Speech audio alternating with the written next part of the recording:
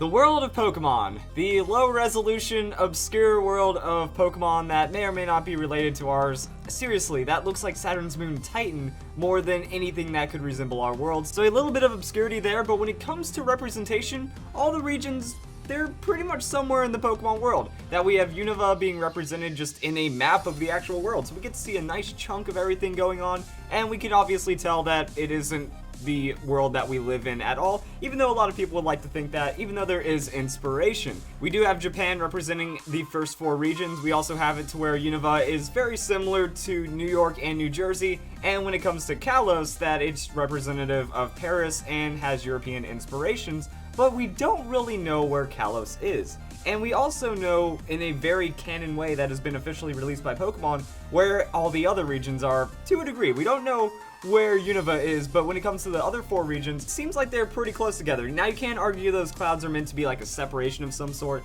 but I see that little bit of Hoenn that bleeds onto Johto's page, so I'm just going to go with it, or at least they're pretty close together to be in the same map. Now, we also do have it to where Sinnoh does get representation with Kanto and Johto's side as well.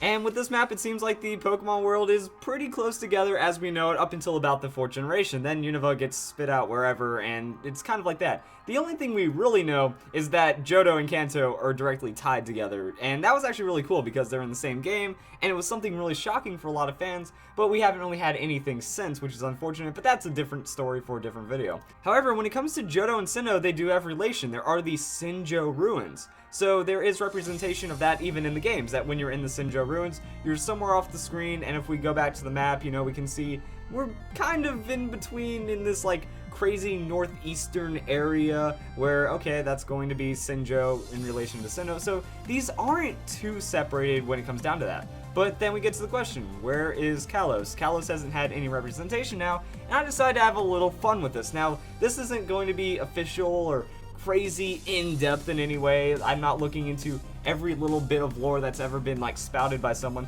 But I decided to have some fun. So I looked at the top left corner of that map and I decided, well, what if Kalos is there? Say everything's like tied together and we're trying to really make this more of a seamless Pokemon world. Well, I decided to slap it in, and you know, it could maybe make some sense. Now, I will have to ignore the theory that there's a South Kalos, and that might be its own game. You know, people are thinking Generation 6.5 or Z is going to open up South Kalos.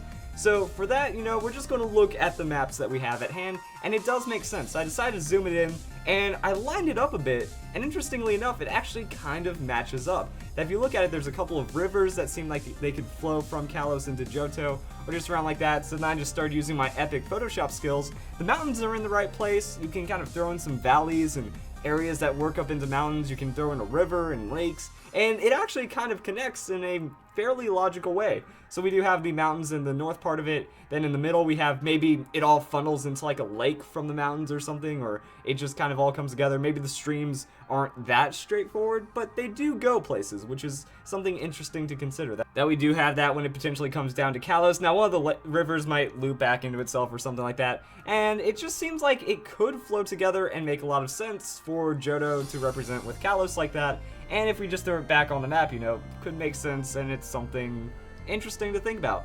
Whereas Kalos, we don't know, because we kind of know where everywhere else is, and until we get more information, this is just a fun little idea I had. So, not much of a serious video, but maybe you guys will be entertained by what I had to say today, and throw down your own theories in the comments section below. So guys, enjoyed the video? I really hope you do, because this was just like, I thought about this. Maybe you guys will like it, and it might not be stupid. I hope you all have a nice day. Thank you for watching.